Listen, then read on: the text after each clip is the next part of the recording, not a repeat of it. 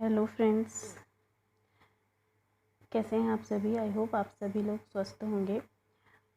तो फ्रेंड्स आज जो है हम कल के लेक्चर में हमने जो राष्ट्रीय चिन्ह थे उसमें बहुत कुछ देख लिया था। आई होप आपने रिवीजन करके अच्छे से उसको रेडी कर लिया होगा। तो आज हम नेक्स्ट से देखेंगे। कल हम वंदे मातरम राष्ट्रीय गीत हमने कंप्लीट कर लिया था। तो आज जो है हम नेक्स्ट देखेंगे राष्ट्रीय पुष्प। ठीक है, तो राष्ट्रीय पुष्प क्या है हमारा? कमल। ठीक है, राष्ट्रीय पुष्प क्या है हमारा? कमल है। तो देखिए आपकी जो कमल होता है ना, वो वनस्पति जीव का एक जलीय पौधा होता है। ठीक है, कमल जो है वो वनस्पति जीव का एक जलीय पौधा है जिसका वैज्ञानिक नाम क्या है? वैज्ञानिक नाम इसका आपको याद रखना है। यह आपका नीलम्बो, लिख लीजिए आप नोट्स बना रहे हैं तो, नीलम्बो न्यूसी, लिख लीजिए न्यूसी है, हाँ, या न्यूसी पेरा। ठीक है, तो जो ये कमल है हमारा, जो हमारा राष्ट्रीय पुष्प है, उसका नाम है नीलम्बो न्यूसीपेरा गार्टन। नीलम्बो न्यूसीपेरा गार्टन इसका वैज्ञानिक नाम होता है। और जो एशियाई जो कमल होता है ना, जो हमारे एशियाई की तरफ कमल रहता है, वो हमेशा उसका रंग गुलाबी होता है। कुछ अपवाद आपको देखने के लिए मिल सकते हैं, लेकिन जो एशियाई कमल होता है वो हमेशा उसका रंग कैसा होता है? गुलाबी होता है। तो नेक्स्ट है हमारा हम देखते हैं नेक्स्ट क्या है इसमें। जो हमारा कमल होता है ये एक उष्ण कटिबंधीय क्षेत्र का पौधा होता है। कमल हमारा उष्ण कटिबंधीय क्षेत्र का पौधा है। इसकी पत्तियां जो है जल में हमेशा तैरती रहती हैं, फूल पत्तियां। जो भारत में कमल को जो है, मतलब कमल का स्थान आपको पता होगा ना कि इंडिया में कमल का स्थान एक मतलब पौराणिक रूप में धर्म से भी जोड़ा गया है। जैसे आपने हमेशा लक्ष्मी जी के हाथ में एक कमल का फूल देखा होगा। ठीक है, तो इसको पुराणों से जोड़ा गया है। विष्णु पुराण में ऐसा कहा गया है कि जो इंद्र जी हैं उन्होंने कमल से ही जो है लक्ष्मी जी की स्तुति की थी। ठीक है, किससे की थी? कमल के पुष्प से लक्ष्मी जी की स्तुति की थी। किसने? विष्णु भगवान जी ने। विष्णु पुराण में ऐसा बताया गया है। फिर जो पद्म पुराण है हमारा, उसमें भी जो है कमल का उल्लेख मिलता है। पद्म पुराण में हमारा कमल का उल्लेख मिलता है। जो मुग़ल बादशाह एक बाबर थे, ठीक है, सबसे पहला मुग़ल बादशाह बाबर था ना, तो बाबर की जो आत्मकथा है तुजू के बाबरी, या फिर इसको बाबरनामा भी कहते हैं। तो मुग़ल बादशाह बाबर की जो आत्मकथा है, क्या है वो? बाबर नामा। ठीक है, बाबर की आत्मकथा है बाबरनामा, जिसमें कमल का उल्लेख मिलता है। इसमें कमल के फूल का वर्णन जो है धौलपुर का कमल के फूल का बाग, वहाँ पे उससे किया गया है। धौलपुर में एक कमल के फूल का बाग है, वहाँ पर उसका उल्लेख जो है ये बाबरनामा में किया गया है। आपने देखा होगा जो हमारा अशोक की लाट है उसमें भी जो है अधोमुखी कमल का प्रयोग किया जाता है। अशोक की लाट में अधोमुखी कमल का प्रयोग किया जाता है। अगर हम देखें हमारे वहाँ धर्मों की बात करें तो हिंदू धर्म, बौद्ध धर्म और जैन धर्म की महत्ता के कारण कमल को भारत का राष्ट्रीय पुष्प घोषित किया गया है। ठीक है, अब अगर हम बात करें कि जो भारत का राष्ट्रीय पुष्प है वो कमल है, इसके अलावा और कौन से ऐसे देश हैं जिसका राष्ट्रीय पुष्प कमल है, तो हमारा एक हो गया वियतनाम। ठीक है, वियतनाम, मिस्र, ये अफ्रीका का देश है मिस्र, वियतनाम, और एक और है मकाऊ। ठीक है, एक है मकाऊ। तो ये वियतनाम, मिस्र और मकाऊ जो क्षेत्र हैं, देश हैं, इनका राष्ट्रीय पुष्प भी क्या है? कमल है। याद रखिएगा, वियतनाम, मिस्र, मकाऊ, इसको आप संसार के मैप में देखिएगा कि वियतनाम कहाँ है, मिस्र कहाँ है और मकाऊ कहाँ है। तो ये जब भी आप भूगोल पढ़ते हैं आपके पास मैप हमेशा खुला रहना चाहिए। एटलीस्ट भारत और संसार का मैप आपके पास खुला रहना चाहिए। तो जब वियतनाम, मकाऊ और मिस्र ऐसे देश हैं भारत के अलावा जिनका राष्ट्रीय पुष्प कमल है, और अगर हम भारत के अंदर राज्यों की बात करें तो तीन राज्य ऐसे हैं जिनका राज्य पुष्प क्या है, कमल है। भारत के अंदर अगर हम बात करें तो तीन राज्य ऐसे हैं जिसका राज्य पुष्प है, राष्ट्रीय पुष्प की बात नहीं हो रही है यहाँ पे, राज्य पुष्प की बात हो रही है। तो ऐसे तीन राज्य हैं हरियाणा, जम्मू कश्मीर और कर्नाटक। ठीक है, तीन राज्य ऐसे हैं जिनका राज्य पुष्प कमल है, जिनमें आता है हरियाणा, जम्मू कश्मीर और कर्नाटक। आई होप आपको समझ में आ रहा होगा जितना भी अभी हम, आप आराम से पूरा कॉन्सेंट्रेट होके सुनिए, आपको ज़रूर ये बोलने के साथ ही याद हो जाएगा, आपको इसकी PDF फाइल देखनी ही नहीं पड़ेगी। ठीक है, तो हमारा यहाँ पे राष्ट्रीय पुष्प कमल कंप्लीट होता है। अब हम बढ़ते हैं राष्ट्रीय पक्षी मोर की तरफ। तो राष्ट्रीय पक्षी जो मोर है, इसको 1963 में 26 जनवरी 1963 में घोषित किया गया था। ठीक है, या फिर राष्ट्रीय पुष्प के रूप में अपनाया गया था। कब? 26 जनवरी 1963। नोट कर लीजिएगा आप जो मैं बता रही हूँ। 26 जनवरी 1963 को जो है मोर को राष्ट्रीय पुष्प के रूप में अपनाया था। इसका जो वैज्ञानिक नाम होता है मोर का वैज्ञानिक नाम होता है पावो। लिख लीजिएगा, हाँ, आप जो भी मैं बोल रही हूँ उसको लिख लीजिएगा, इससे आपको याद रहेगा। नोट्स टाइप के बना लीजिए आप, वन लाइनर। तो इसका जो वैज्ञानिक नाम है वो है पावो क्रिस्टेसस। ठीक है, तो वैज्ञानिक नाम है इसका पावो क्रिस्टेसस। और ये एक हंस के आकार का होता है, जिसमें रंग बिरंगे रंग के इसके पंख होते हैं। गर्दन इसकी लंबी होती है, जो मोर होता है आप सभी ने देखा होगा, और आँख के नीचे इसके सफ़ेद निशान होते हैं। मोर की अगर हम बात करें तो एक मादा मोर होती है। ठीक है, अगर हम मोर की बात करें तो एक मादा मोर होती है और एक नर होता है। ठीक है, तो जो मादा मोर होती है उसका रंग कैसा होता है? भूरा होता है। और जो नर मोर होता है ये बेहद खूबसूरत होता है। जिस मोर को हम मोर कहने में जिस रंग के साथ हम मोर को इमेजिन करते हैं वो एक नर मोर होता है। ठीक है, तो नर मोर जो होता है ये बहुत खूबसूरत होता है, अपनी ओर आकर्षित करता है। जब बारिश आती है तो ये बहुत सुंदर नृत्य करता है। तो ये सब खूबियाँ हैं मोर के अंदर। ठीक है, नर मोर में। उसके अलावा अगर हम बात करें तो भारतीय वन्य प्रणाली सुरक्षा अधिनियम 1972। ठीक है, कौन सा अधिनियम? भारतीय वन्य प्रणाली सुरक्षा अधिनियम 1972। इसके तहत जो है इसको पूर्ण संरक्षण, जो मोर है उसको पूर्ण संरक्षण प्राप्त है। अधिनियम 1972 के तहत एक सिकंदर जो था जिसने भारत में आक्रमण किया था, महान सिकंदर, उसने जो है भारत विजय के प्रतीक के रूप में मोर को अपने साथ लेके गया था। कौन? सिकंदर। भारत से पूर्व की तरफ अगर हम देखें, भारत के पूर्व में क्या है, ये अगर हमारा भारत का पूर्वी हिस्सा है ये करके, तो यहाँ पे बांग्लादेश है। और ये पूरा जो है ये क्षेत्र, ये क्या है? म्यांमार। इसको पहले बर्मा कहा जाता था। ठीक है, अंग्रेज़ों के समय इसको बर्मा कहा जाता था। तो जो म्यांमार वाला क्षेत्र है, यहाँ पे म्यांमार वाले क्षेत्र में भी जो है राष्ट्रीय पक्षी मोर को घोषित किया गया है। 1963 में जो मोर था उसको राष्ट्रीय मान्यता प्राप्ति की गई थी, जिसके बाद मोर को मारना, क्योंकि कोई भी ऐसी चीज़ हो, पक्षी या फिर थिंग्स, मतलब चीज़ें हों, उनको जो है जब अगर कोई राष्ट्रीय दर्जा या राज्य दर्जा प्राप्त हो जाता है तो उनके लिए कानून बन जाते हैं कि उनसे छेड़छाड़ करने वाले को जो है जुर्माना भरना पड़ेगा या कैद की सज़ा हो सकेगी। इसके अलावा आपको पता है, अगर हम भगवान जी से जोड़ें या फिर धर्म से अगर हम मोर को जोड़ें, तो जो मोर है ये शिव जी के पुत्र कार्तिकेय जी का वाहन है कहा जाता है। ठीक है, जो शिव जी के पुत्र हैं कार्तिकेय जी, उनका वाहन है क्या? मोर।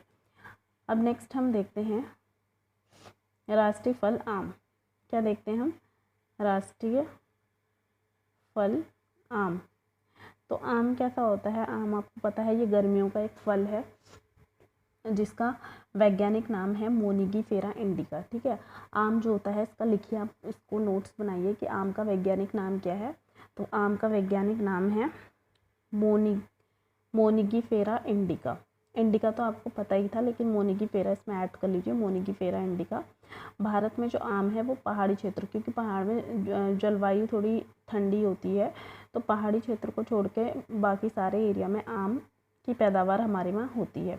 ठीक है, आम जो होता है उसमें A, C, D, vitamin A, C, D। ठीक है, आम में कौन सा विटामिन होता है पूछेंगे तो आम में A, C, D विटामिन प्रचुर मात्रा में होता है। आम जो होता है उसको फलों का राजा भी कहा जाता है। ठीक है, अगर आपसे फलों का राजा पूछे तो क्या होता है वो आम। वेदों में आम को जो है विलासिता का फल कहा गया है, मतलब विलासिता पूर्ण जो है फल वेदों में आम को कहा गया है। अब इसके अलावा कौन से ऐसे देश हैं जहाँ आम को मतलब राष्ट्रीय फल बताया गया है, तो ऐसे देश हैं पाकिस्तान और फिलीपींस। ठीक है, पाकिस्तान और फिलीपींस ऐसे देश हैं जहाँ पे राष्ट्रीय फल इसको आम को माना जाता है भारत के अलावा, जबकि आम का पेड़ जो बांग्लादेश का राष्ट्रीय वृक्ष है। ठीक है, अगर हम आम की बात करें कि किस देश का राष्ट्रीय फल है, फल की अगर हम बात करेंगे तो ये पाकिस्तान और फिलीपींस का है। ठीक है, अगर फल की बात करेंगे तो ये पाकिस्तान और फिलीपींस। ठीक है, पाकिस्तान और फिलीपींस का ये राष्ट्रीय फल है।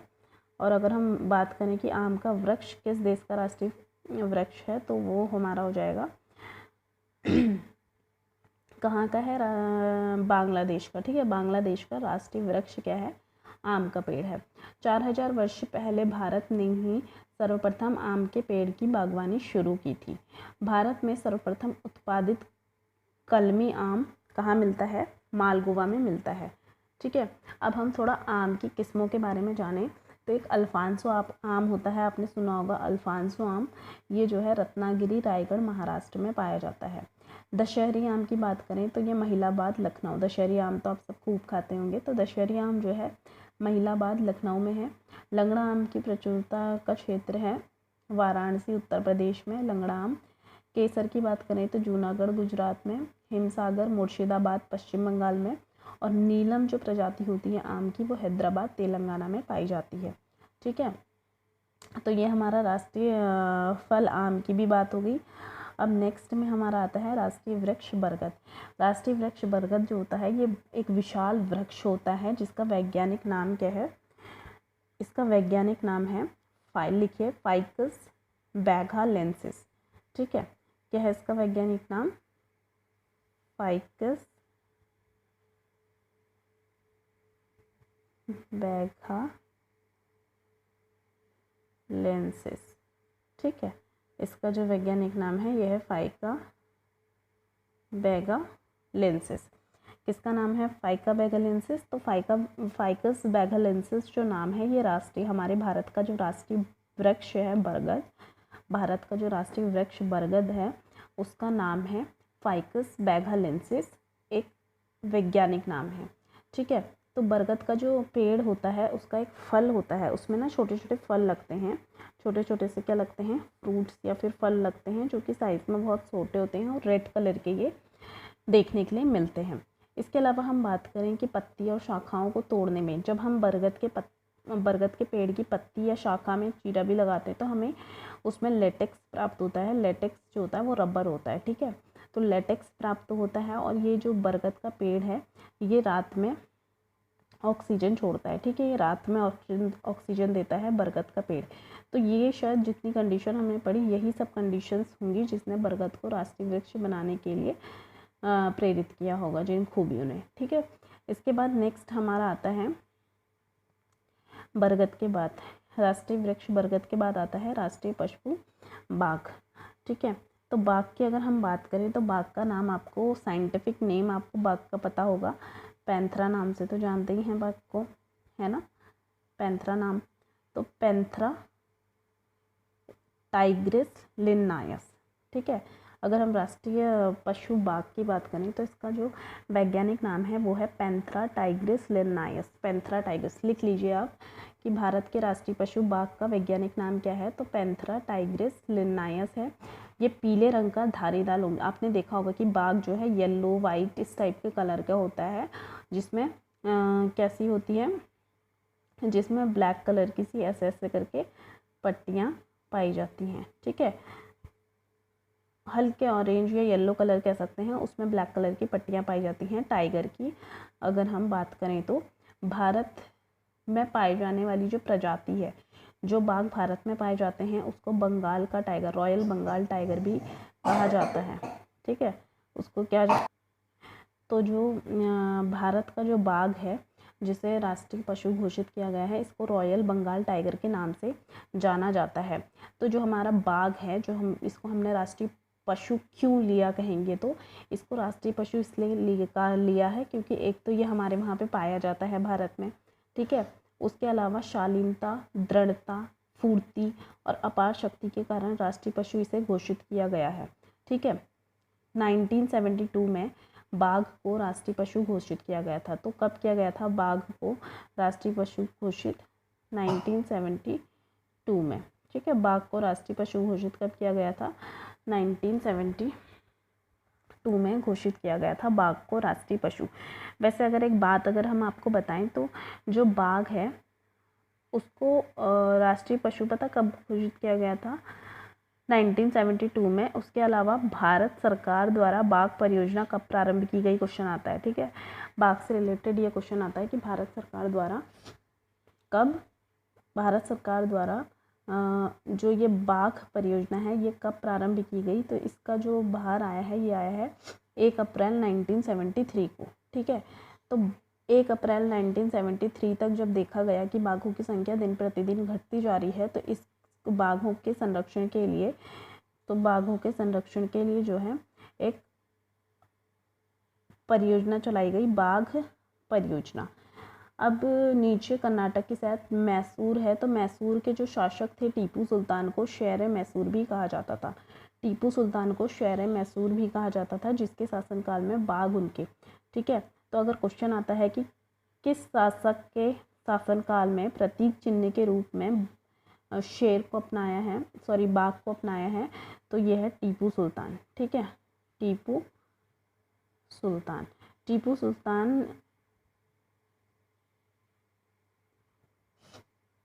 तो टीपू सुल्तान जो है इनको शेर मैसूर भी कहा जाता है। ठीक है, भारत जो हमारे पहले अगर हम बात करें 1967 तक की ना, तो 1967 की अगर हम बात करते हैं तो 1967 तक हमारा जो राष्ट्रीय पशु था वो शेर था, सिंह कह सकते हैं हम। तो शेर था हमारा राष्ट्रीय पशु। 1967 तक क्या था? सिंह था, जिसे 1973 में चेंज करके बाघ किया गया, क्योंकि जो सिंह होता है वो केवल गुजरात के गिर क्षेत्र की तरफ मिलता है। कहाँ मिलता है? गुजरात के गिर क्षेत्र की तरफ मिलता है। बाघ बांग्लादेश का भी राष्ट्रीय पशु घोषित किया गया है। ठीक है, अगर हम बात करें कि और अन्य किस देश में, ठीक है, तो अगर हम बात करें कि अन्य ऐसा कौन सा राष्ट्र है, ऐसा कौन सा देश है जहाँ बाघ को वहाँ का राष्ट्रीय पशु घोषित किया गया है, तो वो देश है बांग्लादेश। ठीक है, बांग्लादेश ऐसा देश है जहाँ भारत के तरह ही राष्ट्रीय पुष्प बाघ को घोषित किया गया है। ठीक है, और अब बांग्लादेश की बात करें तो बांग्लादेश में नोटों के जो वहाँ की करेंसी है उसमें भी जो है बाघ का साइन देखने के लिए मिलता है। अब बात करें हम राष्ट्रीय खेल की, तो राष्ट्रीय खेल जो होता है वो होता है हॉकी। ठीक है, तो हमारा जो राष्ट्रीय खेल है वो क्या है? हॉकी है। राष्ट्रीय खेल क्या है हमारा? हॉकी। ठीक है, याद रखिएगा राष्ट्रीय खेल है हमारा हॉकी। अगर उत्तराखंड के राष्ट्रीय खेल की बात करते हैं तो फुटबॉल है, लेकिन राष्ट्रीय खेल भारत का राष्ट्रीय खेल हॉकी है। भारत का राष्ट्रीय खेल, इसमें जो हॉकी है इसमें 11 खिलाड़ियों की 2 टीमें होती हैं। ठीक है, कितने खिलाड़ियों की टीमें होती हैं? 11 वर्सेस 11 की जो है टीम्स होती हैं दोनों तरफ। हॉकी में जो प्रयुक्त एक गेंद होती है, सफ़ेद गेंद। ठीक है, हॉकी में एक सफ़ेद रंग की गेंद प्रयुक्त होती है, उसका वजन कितना होता है? तो जो हॉकी में गेंद प्रयुक्त होती है वाइट कलर की, उसका वजन होता है 155 ग्राम। ठीक है, जो हॉकी में बॉल यूज़ होती है उसका जो वो होता है वेट होता है वो होता है 155 ग्राम। और हॉकी स्टिक जो हमारी छड़ी होती है ना, हॉकी स्टिक कैसी होती है? इस टाइप की होती है ना। हॉकी स्टिक कैसी होती है? ऐसे ऐसे जे की तरह होती है ना हॉकी स्टिक। तो हॉकी स्टिक की जो लेंथ होती है वो होती है 91 सेंटीमीटर। ठीक है, 91 सेंटीमीटर जो होती है इसकी हॉकी स्टिक की लंबाई होती है। तो हमारे वहाँ की अगर हम बात करूँ तो हमारे वहाँ हॉकी के जो जादूगर हैं उन किन्हें हॉकी के जादूगर के नाम से जाना जाता है, फेमस कौन है हमारे वहाँ हॉकी के लिए खिलाड़ी, तो वो हैं आपके मेजर ध्यानचंद। आपने अक्सर सुना होगा कि मेजर ध्यानचंद के बारे में बहुत सारी चीज़ें हैं, ठीक है, बहुत सारी नॉलेज है जो मेजर ध्यानचंद के बारे में है। इन्होंने कैसे अपना सफ़र तय किया प्रैक्टिस से स्वर्ण पदक तक का, ठीक है। तो मेजर ध्यानचंद जी के जन्म दिवस के रूप में 29 अगस्त को राष्ट्रीय खेल दिवस भी मनाया जाता है। तो यहाँ पर से आपके 2 क्वेश्चन बनते हैं कि राष्ट्रीय खेल दिवस कब मनाया जाता है, तो 29 अगस्त को मनाया जाता है, ठीक है। इसके अलावा हम देखें कि भारत ने अभी तक ओलंपिक्स में कितने स्वर्ण पदक जीते हैं, तो भारत ने टोटल 8 बार जो है स्वर्ण पदक जीते हैं हॉकी, सिर्फ हॉकी गेम में टोटल 8 बार स्वर्ण पदक जीते हैं। 1928 के एम्स्टर्डम में 1928 में जो है एम्स्टर्डम में 1928 में एम्स्टर्डम, ये विदेश में है, तो एम्स्टर्डम में जो है 1928 में ओलंपिक में भारत ने नीदरलैंड को 3-0 से पराजित किया था, ठीक है। तो 1928 में जब सर्वप्रथम हमारे देश ने स्वर्ण पदक जीता मेजर ध्यानचंद जी ने, तो उस टाइम पे हमारा जो किससे जीता था, नीदरलैंड से जीता था, और प्रथम स्वर्ण पदक हमारे देश ने जीता था जब नीदरलैंड के साथ इसका मैच हुआ था 1928 में। फिर 1956 तक लगातार इन्होंने कितने पदक जीते, हमारे हॉकी प्लेयर्स ने 1956 तक, 1928 से 1956 तक लगातार जो है 6 पदक जीते। उसके बाद 1964 से 1980 में 2 स्वर्ण पदक और जीते, ठीक है। 1964 से 80 के बीच में 2 स्वर्ण पदक और आए। इसके अलावा आप देख लीजिएगा करंट में अगर कुछ चेंजेस हुए हैं, अभी राष्ट्रीय खेल हुए थे। हॉकी इंडिया ने कब स्टार्ट किया, जो हॉकी है ना, हॉकी का एक लोगो भी बना है, तो इंडिया ने जो है हॉकी का एक लोगो बनाया है 23 जुलाई 2009 को, ठीक है। 23 जुलाई 2009 को शायद इन्होंने इस लोगो को सिंबलाइज करके लॉन्च भी कर दिया है। तो हॉकी के लिए जो है एक लोगो तैयार किया गया 23 जुलाई 2009 को, जिसमें किस तरह से है, अशोक की लाट में जो अशोक चक्र है ना, उसी तरह से यहाँ पे जो है 24 ऐसे ऐसे करके 24 हॉकी की स्टिक्स बनानी है। तो ये जो लोगो है इसको इस तरह से बनाया गया है कि एक अशोक चक्र की तरह एक गोला लिया है जिसमें कि 24 ये जो हॉकी स्टिक है 24 हॉकी स्टिक को बनाया गया है, जिसमें 24 स्टिकें जो हैं ये एक पहिए के रूप में सजी हुई होती हैं, ठीक है। तो राष्ट्रीय खेल हॉकी भी हमारा हो गया है। अब हमारा नेक्स्ट आता है, राष्ट्रीय खेल हॉकी हमारा हो गया, अब हमारा नेक्स्ट आता है क्या, राष्ट्रीय नदी। अगर हम राष्ट्रीय नदी की बात करें तो राष्ट्रीय नदी हमारी क्या है, सभी को पता होगा कि हमारी राष्ट्रीय नदी क्या है, गंगा है, ठीक है। हमारी जो राष्ट्रीय नदी है वो है गंगा। इसके लिए मोदी जी ने कितने अभियान चलाए, लेकिन कार्य जैसे का तैसा ही है, गंदगी लगातार होनी है, ठीक है। तो राष्ट्रीय नदी जो गंगा है इसको भारत सरकार द्वारा 4 नवंबर 2008 में राष्ट्रीय नदी घोषित किया गया। अगर हम बात करें राष्ट्रीय नदी गंगा की, तो इसको राष्ट्रीय नदी कब घोषित किया गया, 2008 में, ठीक है। 4 नवंबर 2008 को गंगा को राष्ट्रीय नदी घोषित किया गया।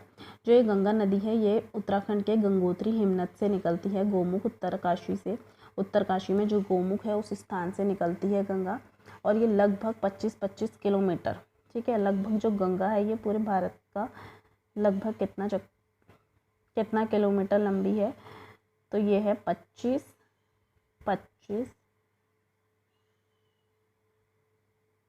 किलोमीटर का, ठीक है। कि ये कहाँ तक जाती है गंगा, तो ये 25 किलोमीटर लंबी है। यह नदी जो है, ये जो गंगा नदी है ये पौराणिक काल में राजा भगीरथ के अथक प्रयासों के बाद स्वर्ग से पृथ्वी पर आई थी, क्योंकि जो ये राजा भगीरथ थे इन्होंने स्तुति की थी शिव जी की, जिसके बाद भागीरथी जो है नदी आई थी। इसमें उत्तर पश्चिम से जाह्नवी तक नदी आकर मिलती है। उत्तर पश्चिम में ये जो भागीरथी नदी है इसमें एक जाह्नवी नदी आकर मिलती है। अगर हम बात करें पुराणों की तो पुराणों में ऋग्वेद है, ठीक है। तो ऋग्वेद का जो हमारा नदी वाला है ना, ऋग्वेद में एक नदी स्तुति दी गई है। क्या दी गई है? नदी स्तुति।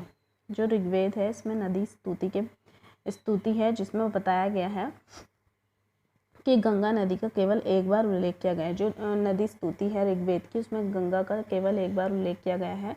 इससे पता चलता है कि वो इसको किसी और नाम से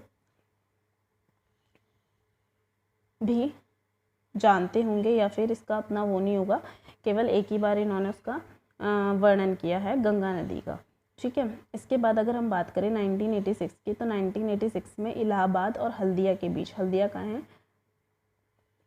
कोलकाता में, ठीक है। हल्दिया एक कोलकाता में है और जो इलाहाबाद है ये यूपी में है। तो 1986 में इलाहाबाद और हल्दिया के बीच 1620 किलोमीटर गंगा नदी को राष्ट्रीय जलमार्ग 1 घोषित किया गया है। अगर राष्ट्रीय जलमार्ग 1 की बात करें तो ये कहाँ से है? यूपी के इलाहाबाद से कलकत्ता के हल्दिया तक जो है राष्ट्रीय जलमार्ग 1 है, जिसकी लंबाई 1620 किलोमीटर है, ठीक है। अगर हम बात करें कि जो हमारी राष्ट्रीय नदी गंगा नदी है, इसकी सहायक नदी कौन है? तो यमुना नदी इसकी सबसे बड़ी सहायक नदी है। बाएं तट की सहायक नदियों की बात करें तो इसमें रामगंगा, गोमती, घाघरा, गंडक, कोसी और महानंदा नदी शामिल है। अगर हम दाएं तट की बात करें, ऊपर की साइड से गंगा में कौन कौन नदियाँ आके मिलती हैं, तो ये है यमुना नदी, टोंस नदी और पुनपुन नदी। यमुना नदी और टोंस नदी और पुनपुन नदी, ठीक है। अब धार्मिक स्थल की बात करें तो 12 वर्ष में एक बार यहाँ पे जो हरिद्वार में गंगा है, गंगा नदी पर जो है 12 वर्ष में एक मेला लगता है जिसे कुंभ मेला कहा जाता है। कुंभ मेला, ठीक है। तो इसको जो है कुंभ मेला कहा जाता है, जो कि हर 12वें वर्ष मनाया जाता है, ठीक है। कुंभ का कांवड़ इसमें ले जाया जाता है। तो त्रिवेणी का आशय है गंगा, यमुना, सरस्वती, ठीक है। जहाँ पर एक अदृश्य संगम होता है सरस्वती का गंगा और यमुना नदी में, वहाँ पे त्रिवेणी बोलते हैं उसे। 3 नदियाँ आके मिलते हैं इसलिए इसको त्रिवेणी बोला गया है। तो गंगा नदी जो है 5 राज्यों से बहते हुए जाती है। एक पहले नंबर पे तो उत्तराखंड आया, क्योंकि निकलती है उत्तराखंड के गोमुख ग्लेशियर से है, तो उत्तराखंड आया। फिर उत्तर प्रदेश से होते हुए गंगा नदी बिहार की तरफ आती है, बिहार से झारखंड, झारखंड से होते हुए पश्चिम बंगाल की ओर, हल्दिया की ओर मुड़ जाती है। फिर पश्चिम बंगाल में जब ये जाती है तो बांग्लादेश से एक नदी आती है ब्रह्मपुत्र, वो जो है इसमें मिल जाती है, ठीक है। जो ये हमारी गंगा बहती हुई आई है बांग्लादेश में, वो जो है उसका संगम किसमें हो जाता है? उसका संगम हो जाता है ब्रह्मपुत्र नदी में। गंगा नदी को प्रदूषण से बचाने के लिए 2009 में, ठीक है, तो गंगा नदी को प्रदूषण मुक्त बनाने के लिए कब 2009 में एक गंगा बेसिन प्राधिकरण स्टार्ट किया गया था। क्या किया गया था? ये अच्छे से मार्कर लिख नहीं रहा है। गंगा बेसिन 2009 में किया गया था, ठीक है। गंगा नदी को प्रदूषण से बचाने के लिए 2009 में राष्ट्रीय गंगा बेसिन प्राधिकरण का, लिख लीजिए आप कि गंगा बेसिन प्राधिकरण का गठन कब और किस लिए किया गया? तो ये 2009 में किया गया था। और किस लिए किया गया था? गंगा नदी को प्रदूषण से बचाने के लिए, ठीक है। आई होप इतना समझ में आया होगा आपको। तो अब हम नेक्स्ट पहुंचते हैं। नेक्स्ट हमारा क्या है? हॉकी के बाद हमारा नेक्स्ट है गंगा नदी, हमने पढ़ लिया था। और उसके बाद है राष्ट्रीय जलीय जीव डॉल्फिन। राष्ट्रीय जलीय जीव डॉल्फिन की अगर हम बात करें तो 5 अक्टूबर 2009 को भारत सरकार के वन एवं पर्यावरण मंत्रालय ने डॉल्फिन वैज्ञानिक नाम, ठीक है, जिसका वैज्ञानिक नाम है प्लटानिस्टा गंगेटिका, ठीक है। जो डॉल्फिन है उसका जो वैज्ञानिक नाम है ये है प्लटानिस्टा गंगेटिका, को राष्ट्रीय जलीय जीव घोषित किया गया। केंद्र सरकार की बात करें तो केंद्र सरकार ने गंगा में डॉल्फिन की संख्या बढ़ाने के लिए एक प्रोजेक्ट स्टार्ट किया है डॉल्फिन को, जिसका जो कि जो है प्रोजेक्ट टाइगर की तरह महत्वपूर्ण जाना जाता है। ठीक है, एक प्रोजेक्ट डॉल्फिन स्टार्ट किया है केंद्र सरकार ने गंगा नदी में डॉल्फिन के संख्या को बढ़ाने के लिए। ठीक है, क्योंकि गंगा नदी में से डॉल्फिन्स जो हैं वो उतनी ज़्यादा दिखाई नहीं देती हैं। फिर हम बात करें कि विश्व के ताज़े पानी के केवल 4 क्षेत्रों में डॉल्फिनें पाई जाती हैं। जो ताज़े पानी की जो भी झीलें हैं या क्षेत्र हैं, नदी है, उसमें केवल 4 क्षेत्रों में डॉल्फिनें पाई जाती हैं। भारत में गंगा और चंबल नदी जो है, ठीक है, भारत में गंगा नदी और चंबल नदी के अलावा पाकिस्तान में सिंधु नदी में फूला, चीन में यांगत्से नदी में बाजी और ब्राज़ील की जो अमेजन नदी है उसमें बोटो नाम से डॉल्फिन प्रजाति पाई जाती है। अब अलग अलग जगह है तो जगह के हिसाब से भी जो है उनकी अपनी मान्यता के अनुसार उसका नाम अलग देखने के लिए मिलता है डॉल्फिन्स का। हमारे वहाँ जैसे डॉल्फिन कहते हैं तो कहीं और कुछ और भी कह सकते हैं। ठीक है, तो जो गंगा में पाई जाने वाली डॉल्फिन होती है वो दृष्टिहीन होती है, उसे मतलब दिखाई नहीं देता, आँखों में लेंस इसके नहीं पाए जाते हैं। जो मादा डॉल्फिन होती है उसकी लंबाई नर डॉल्फिन से अधिक होती है। ठीक है, जो डॉल्फिन की अगर हम बात करें तो नर डॉल्फिन से अधिक होती है साइज़ में मादा डॉल्फिन। अब हमारा जलीय जीव डॉल्फिन भी हो गया है, जिसके बाद हम नेक्स्ट पढ़ते हैं राष्ट्रीय विरासत पशु हाथी। राष्ट्रीय विरासत पशु हाथी की अगर हम बात करें तो 21 अक्टूबर 2010 को भारत सरकार ने एशियाई एलिफेंट्स इंडिका, हाथी का जो वैज्ञानिक नाम है वो है एलिफेंट्स इंडिका। ठीक है, तो इसको राष्ट्रीय विरासत पशु कब घोषित किया गया था हाथी को? 21 अक्टूबर 2010 को। बोलिए कब किया गया था हाथी को राष्ट्रीय विरासत पशु? 21 अक्टूबर 2010 को किया था। सरकार ने वन्य क्षेत्र में रहने वाले हाथियों के संरक्षण के लिए फरवरी 1992 में प्रोजेक्ट एलिफेंट हाथी परियोजना की शुरुआत की थी। ठीक है, कब की थी? हाथियों के संरक्षण के लिए जो प्रोजेक्ट एलिफेंट योजना स्टार्ट की थी, ये कब की थी? 1992 में की थी। कब की थी? 1992 में की थी। अमेरिका के रिपब्लिकन पार्टी और भारत के बहुजन समाजवादी पार्टी का चुनाव चिन्ह हाथी है। ठीक है, तो अमेरिका का एक वो है रिपब्लिकन पार्टी है, जिसका पार्टी का जो चिन्ह है वो ये है, हाथी है। और भारत की बहुजन समाजवादी पार्टी का भी जो चुनाव चिन्ह है वो हाथी ही है। महाभारत में उल्लेख अश्वत्थामा हाथी की मृत्यु युद्ध की निर्णायक घटना थी। हाथी जो है 4 राज्यों केरल, कर्नाटक, झारखंड, उड़ीसा का राजकीय पशु है। ठीक है, कौन से राज्य ऐसे हैं भारत के जिनका राजकीय पशु जो है हाथी है? तो ऐसे राज्य हैं हमारे केरल हो गया हमारा, और उसके अलावा हमारा कर्नाटक हो गया। ठीक है, कर्नाटक हो गया। तो कर्नाटक और झारखंड और उड़ीसा, ये 4 ऐसे राज्य हैं जहाँ का राजकीय पशु कौन है? हाथी है। तो क्या है? केरल, कर्नाटक, झारखंड और उड़ीसा, ये 4 राज्य हैं। अब हमारी विरासत पशु हाथी की भी बात हो गई है, तो अब हम आते हैं नेक्स्ट राष्ट्रीय पंचांग कैलेंडर में। राष्ट्रीय पंचांग कैलेंडर जो है ये सरकारी कार्यों के उद्देश्य से 22 मार्च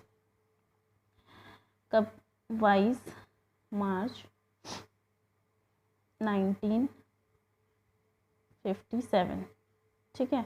तो जो ये सरकारी हमारे कार्य होते हैं इनके अकॉर्डिंग ही जो है छुट्टी देनी होती है या कोई त्यौहार होता है, तो सरकारी कार्यों के उद्देश्य से जो है 22 मार्च 1957 को राष्ट्रीय पंचांग को अपनाया गया था। ग्रेगोरियन कैलेंडर जो ब्रिटिशर्स का ग्रेगोरियन कैलेंडर होता है, उसके अलावा भारतीय राष्ट्रीय पंचांग शक संवत पर आधारित है। हमारा जो राष्ट्रीय पंचांग है वो शक संवत पर आधारित है। ठीक है, हमारा जो राष्ट्रीय पंचांग है वो किस पर आधारित है? शक संवत पर आधारित है। इसका जो महीना है वो चैत्र के 22 मार्च की तारीख से आरंभ होता है, अंतिम महीना फाल्गुन का इसमें होता है। फिर अगर बात करें हम कि राष्ट्रीय पंचांग में क्रमशः 12 महीने चैत्र, बैशाख, ज्येष्ठ, आषाढ़, श्रावण, भाद्रपद, अश्विन, कार्तिक, मार्गशीर्ष, पौष, माघ, फाल्गुन होते हैं। ठीक है, ये सारे जो हैं इसमें जो 12 उसमें ग्रेगोरियन में जो 12 जनवरी फरवरी ऐसे करके दिसंबर तक दिए रहते हैं, इसी तरह से हिंदी में भी जो है कैलेंडर में दिए रहते हैं। तो इसमें पंचांग में भी क्रमशः 12 महीने, जैसे जनवरी फरवरी मार्च अप्रैल होता है, कहाँ तक होता है, दिसंबर तक। उसी तरह से हिंदी में भी जो पंचांग होता है उसमें चैत्र वैशाख ज्येष्ठ आषाढ़ श्रावण भाद्रपद अश्विन कार्तिक मार्गशीर्ष पौष माघ और फागुन, ये 12 महीने इसमें दर्शाए जाते हैं। शक संवत पर ये आधारित होता है। हमारा जो पंचांग कैलेंडर है, हमारा ग्रेगोरियन कैलेंडर, ये जो है शक संवत पर आधारित होता है। संवत जो होता है 78 ईस्वी में शुरू हुआ था, ठीक है, जिसे कुषाण वंशीय शासक कनिष्क ने प्रारंभ किया था। अगर बात करते हैं शक संवत की, तो किसने स्टार्ट किया था? कनिष्क, कुषाण वंशीय शासक कनिष्क ने स्टार्ट किया था, जो कि 78 से स्टार्ट हुआ था, ठीक है। तो यहाँ पे हमारा ये इतना होता है। अब हम कुछ एक्स्ट्रा नॉलेजेस हमारी देख लेते हैं। एक्स्ट्रा नॉलेज क्या है? तो एक्स्ट्रा नॉलेज है हमारी, पहला राष्ट्रीय ध्वज किस देश का था? ये अगर हम देखें तो पहला राष्ट्रीय ध्वज जो था वो डेनिश फ्लैग, डेनमार्क के झंडे को विश्व में सबसे पुराना राष्ट्रीय ध्वज माना जाता है। 13वीं सदी के ध्वज का आज भी प्रयोग हो रहा है, ठीक है। जो डेनिश फ्लैग है 13वीं सदी का, इसका आज भी प्रयोग हो रहा है। प्रांतों तथा राजाओं के अपने अपने ध्वज डैन्नेब्रोग डेनमार्क के झंडे का नाम से पहले से हैं, ठीक है। डैन्नेब्रोग, डेनमार्क का जो झंडा है उसका नाम क्या है? डैन्नेब्रोग है। तो प्रांतों और राजाओं के अपने अपने ध्वज डैन्नेब्रोग जो हैं से पहले से हैं, परंतु विश्व के किसी भी स्वतंत्र देश का ध्वज डेनमार्क के राष्ट्रीय ध्वज इतना पुराना नहीं है, ठीक है। कोई भी देश ऐसा है जो, जैसे अमेरिका है, अमेरिका सबसे पहले स्वतंत्र हुआ था ना, तो अगर उसके झंडे की बात करें तो वो भी नया होगा किससे? डेनमार्क से। तो डेनमार्क का झंडा जो है सबसे पुराना है। लोक कथाओं के अनुसार डैन्नेब्रोग जो कि झंडा है डेनमार्क का, डैन्नेब्रोग, ये 15 जून 1219 को आसपास से गिरा था, जिसने किंग वाल्डेमेर द्वितीय तथा उसकी सेना को हराने के लिए जनता को प्रेरित किया।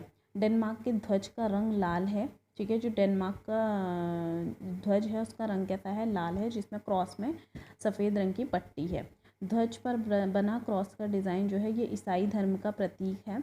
इस डिज़ाइन को आगे चलकर किसने? नॉर्डिक यानी उत्तर यूरोपीय देशों के अलावा स्कॉटिश द्वीप समूहों, शेटलैंड, ऑर्कनी ने भी अपना लिया था। इन सभी के ध्वज का डिज़ाइन डेनमार्क के ध्वज जैसा ही है, केवल उनके जो है कलर अलग हैं। जैसे ये है डेनमार्क का, तो इसमें क्या है? रेड कलर का ये झंडा है और इसमें क्रिश्चियन की तरह क्रॉस में वाइट कलर की पट्टी है, ठीक है। इसके अलावा अगर हम अपने ध्वज की बात करें, हमारा जो ध्वज है उससे रिलेटेड अगर हम बात करें तो हमारा जो ध्वज है उसका गहरा केसरिया रंग होता है, फिर सफ़ेद होता है, फिर हरा होता है, बीच में ब्लू कलर की है, ठीक है। तो पहले जब शुरू में हमारा एक ध्वज तैयार किया गया था, उसमें ना जैसे हमारा भी अशोक का चिन्ह मतलब उससे लिया गया एक चक्र है, तो उस टाइम पे ये जो चक्र था ये वो था जिससे सूत काटते हैं ना, वो था हमारा। तो जो गहरा केसरिया रंग है वो शक्ति और साहस का प्रतीक है। सफ़ेद रंग शांति और सत्य का प्रतीक है। हरा रंग उर्वरता, भूमि की पवित्रता का प्रतीक है। हरे रंग से हरियाली समझ में आ रही है ना, तो उर्वरता और भूमि की पवित्रता का प्रतीक है। ध्वज निर्माता कौन थे? पिंगाली वेंकैया जी थे, जो हमारे भारत का पहला ध्वज था उसके जो निर्माता थे वो पिंगाली वेंकैया जी थे। ध्वज का आकार 3:2 का आयताकार था। धर्म चक्र जो है जिसमें 24 तिल्लियाँ थी, 2 तिल्लियों के बीच का कोण कितना था? 15 डिग्री। जैसे मान लो ये है तो एक तिल्ली ये है, एक तिल्ली ये है, तो इनके बीच का जो कोण होगा वो 15 डिग्री होगा, ठीक है। अब हम बात करते हैं प्रमाण की। तो महात्मा गांधी का यंग इंडिया पत्रिका यहाँ उत्तराखंड से भी लिखी थी ना महात्मा गांधी ने, कुछ चीज़ें यंग इंडिया की उत्तराखंड में रहकर लिखी थी। तो महात्मा गांधी का जो यंग इंडिया पत्रिका में भारत के राष्ट्रीय ध्वज के मध्य में धर्म चक्र को बनाने का उल्लेख मिलता है। तो इसीलिए अगर महात्मा गांधी ने स्टार्ट किया था तो उन्होंने चक्र बाद में बनाया होगा, पहले अपना पूरा चरखा बना दिया होगा।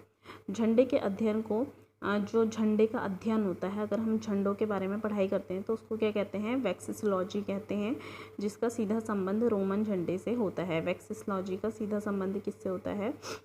रोमन झंडे से। कपड़े के झंडे की शुरुआत सर्वप्रथम कहाँ हुई थी? रोम में हुई थी। अगर ये क्वेश्चन आता है कि क्योंकि इस बार हमारे वहाँ भारत में भी बहुत सारे चेंजेस किए हैं झंडे को लेके, तो अगर हम कपड़े के झंडे की शुरुआत की बात करें तो ये रोम में हुई थी। विश्व में सर्वप्रथम झंडा लगाने की प्रथा कब स्टार्ट हुई थी? 1219 में स्टार्ट हुई थी, डेनमार्क ने की थी। रेड क्रॉस का झंडा स्विट्ज़रलैंड के झंडे का उल्टा है, ठीक है। जो ये रेड क्रॉस नहीं होगा, इसमें जो रेड क्रॉस है ये स्विट्ज़रलैंड और डेनमार्क जो है एक दूसरे के अपोजिट हैं। रेड क्रॉस का झंडा सफ़ेद और पृष्ठभूमि लाल क्रॉस बना हुआ है, जबकि जो स्विट्ज़रलैंड का झंडा है उसमें लाल पृष्ठभूमि है और सफ़ेद रंग का क्रॉस अंकित है। विश्व में तिरंगा झंडा प्रयोग करने वाला प्रथम देश नीदरलैंड था। 1572 में इसने प्रथम बार अपना तिरंगा यूज़ किया था। नीदरलैंड ने इस झंडे में लाल, सफ़ेद और नीला रंग प्रयुक्त होते थे, ठीक है।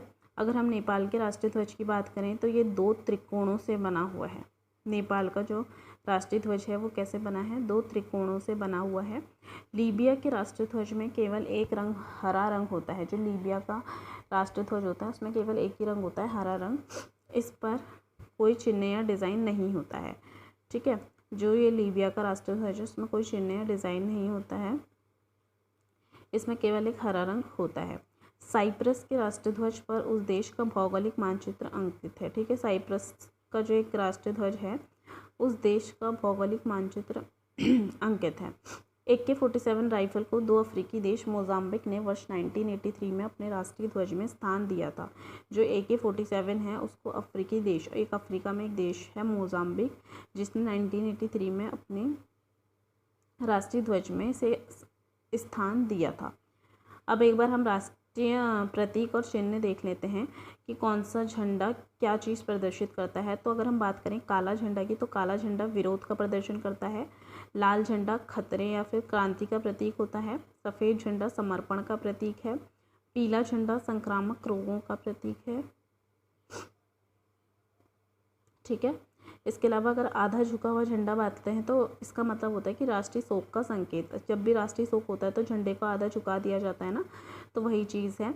और उल्टा अगर हमने झंडा कराया तो इसका मतलब है कि राष्ट्रीय विपदा का प्रतीक, राष्ट्र में कोई विपदा आने वाली है उसका प्रतीक है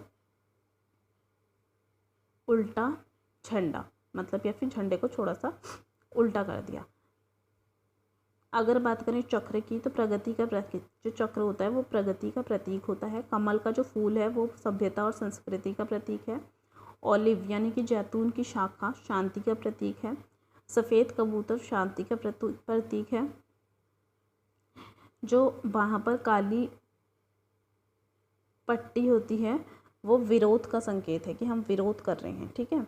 इसके अलावा अगर आंखों पर पट्टी और हाथ में तराजू है तो ये न्याय का प्रतीक है। जैसा आपने देखा है आंखों में पट्टी और उसमें आंखों में पट्टी और हाथ में तराजू, तो ये कहाँ होता है? ज़्यादातर ये वहाँ होता है कार्यालयों में, जहाँ SDM ऑफिस या मतलब जहाँ कोर्ट वगैरह में जो है इसको देखा जाता है, ठीक है। तो आज के लिए हमारे जो इम्पोर्टेंट हमारे जो चिन्ह थे ये हमने यहाँ पे कंप्लीट कर लिए हैं। अगर आपको राज्य के चिन्ह जानने हैं इंडिविजुअली, अगर आपको राज्यों के चिन्ह जानने हैं कि किस राज्य का क्या चिन्ह है, टोटल केंद्र शासित प्रदेश और राज्य मिला के बात करें तो 36 है यहाँ पे जनसंख्या, मतलब यहाँ पे राष्ट्र होते हैं 36। तो अगर आपको एक एक राष्ट्र के बारे में जानना है कि उनका कब स्थापना हुई थी और कब उनका राज्य की प्रतीक बना था और क्या बना था, तो कमेंट करके बताइएगा। नेक्स्ट लेक्चर हम उसी का लेंगे, वरना हम लोग जो है नेक्स्ट चैप्टर में पहुंच जाएंगे। ये चैप्टर इतना ही था, ठीक है। तो अच्छा लगा हो तो अगर आपको पसंद आया है तो सब्सक्राइब करें, शेयर करें, लाइक करें, ठीक है। थैंक यू सो मच अपना टाइम देने के लिए। आई होप आप अच्छे से रिवीजन पूरा आपका चल रहा होगा दिल से, तो रिवीजन करते रहिए। और अच्छी चीज़ें हैं इस बुक में सारी, आप ये बुक खरीद भी सकते हैं। और जैसे यहाँ पे लेक्चर सुनने के बाद आप अपने सेल्फ स्टडी उस बुक से कर सकते हैं, तो ये बहुत आपको फ़ायदेमंद रहेगा, ठीक है। तो आज फिर आप रेस्ट कीजिए, मिलते हैं कल, पढ़ाई करते रहिए। Thank you.